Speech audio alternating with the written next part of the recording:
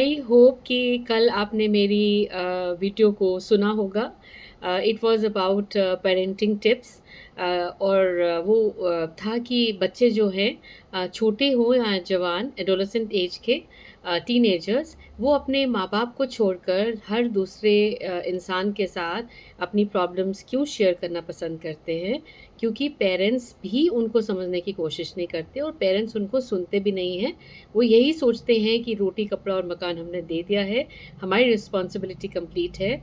वो ये सोचते ही नहीं कि कोई उन्हें तंग कर रहा है और उन्हें सुनने की कोशिश नहीं करते, क्योंकि कई बार उनकी गलती भी नहीं होती, कई बार उनके पास टाइम नहीं होता। बट जो बच्चे हैं, वो एक बड़ी इनोसेंस से और बहुत सेंसिटिव फेज से गुजर रहे होते हैं। उनके लिए ये समझना मुश्किल होता है। वो सोचते हैं कि पेरेंट्स को ना ही बताएं तो ज़्यादा अच्छा है, वो परेशान भी ना हो जाएं। तो सबसे पहले मैं बताती हूँ कि अपने बच्चों को सुनना चाहिए। But there are two words, दो दो वर्ड्स हैं जो हम मिस्टेकनली समझते हैं कि जैसे बिल्कुल सेम वर्ड्स है, बट वो सेम नहीं होते। एक होता है लिसनिंग, जो हम एक्चुअल में सुनते हैं। एक होता है हियरिंग। यानी कि आपने बहुत बार घर पे देखा होगा एज ए पेरेंट कि बच्चा कुछ बोल रहा है, आप फ़ोन पे लगे हुए हैं, आप स्क्रॉल कर रहे हैं, या आप लैपटॉप पे काम कर रहे हैं, या ऑफिस का काम कर रहे हैं, या खाना बना रहे हैं। बच्चे बोलते जा रहे हैं और आप जो है सुन नहीं रहे।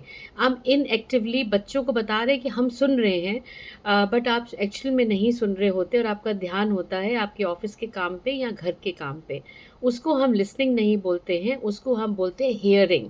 ये इनवॉलेंट्री एक प्रोसेस होता है जो दूसरे को हम धोखा दे रहे होते हैं और अपने आप से भी, अपने आप को भी धोखा दे रहे होते हैं कि हम बच्चों की परेशानियों में उनको हेल्प करने की कोशिश कर रहे हैं। सो जो लिसनिंग होता है वो वॉलंटरी प्रोसेस होता है कि हम बैठे उनके पास और सुने। और जो हियरिंग होता है वो इनवॉलंटरी होता है, जो मैंने आपको एग्जाम्पल दिया है। लिसनिंग होता है हम उनके लिए स्पेशल टाइम निकालते हैं और एक कॉन्शियस एफर्ट होता है कि हाँ, हम बैठते हैं और हम बेटा सुनते हैं कि आपकी प्रॉब्लम क्या है।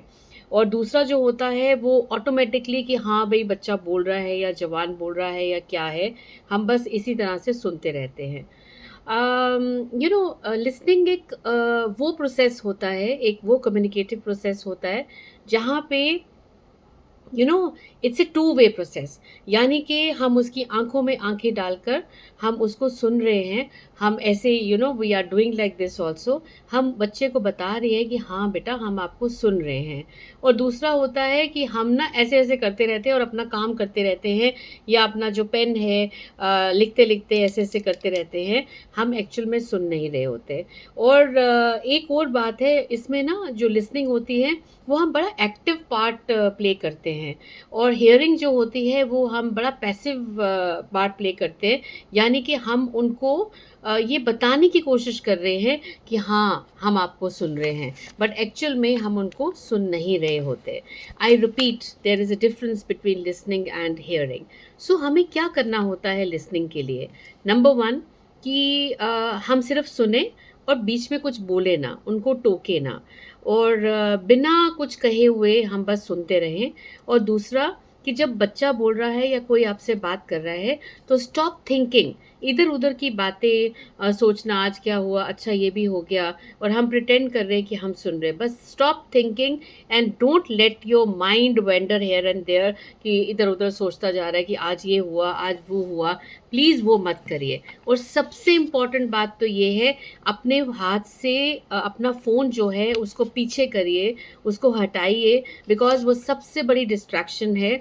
आपके और आपके बच्चे के बीच में जो एक लाइन होनी चाहिए प्यार की, अंडरस्टैंडिंग की, एक एफर्ट की, वो नहीं होती है। सो सबसे बड़ी डिस्ट्रैक्शन है जो फ़ोन, फ़ोन पे अच्छा, मतलब प्रोफेशनली भी आप काम कर रहे होते हैं, व्हाट्सएप पे भी इम्पॉर्टेंट काम होते हैं, और साथ में सोशल नेटवर्किंग, लिंक्डइन पे भी काम होते हैं।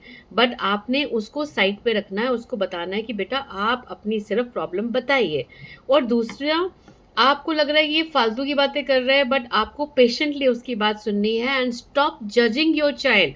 आप अपने बच्चे को जज ना कीजिए कि कैसे ये मेरा बच्चा है, मतलब कि आपको ऐसे लगे कि ये कैसी ये बातें कर रहा है या कर रही है, मतलब अभी तक ये बड़ा नहीं हुआ, अभी तक ये मैच्योर नहीं हुआ, ऐसा मत करिए।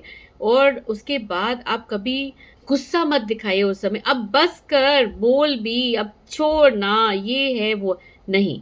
Don't be angry, don't show rudeness and anger at that particular time.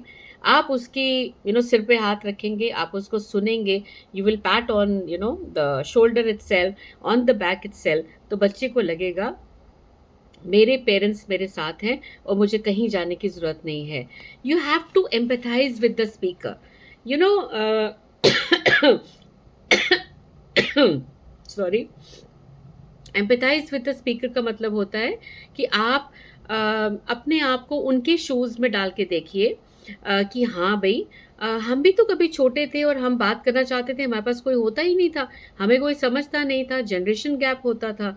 So please अपने बच्चे के लिए इतना कीजिए कि सारी डिस्ट्रैक्शंस साइड पे करके आप उसको उसका साथ दीजिए, उसकी प्रॉब्लम को सॉल्व करने की कोशिश करिए। आप सुन ही लेंगे ना सिर्फ़ उसकी प्रॉब्लम, तो आधी से ज़्यादा, half the battle is already won. वो आपको हर बात आके बताएगा या बताएगी। I hope you agree with me. अगर आपको मेरी वीडियोज़ अच्छी लग रही हैं तो please like, comment and subscribe. Thank you so much. God bless.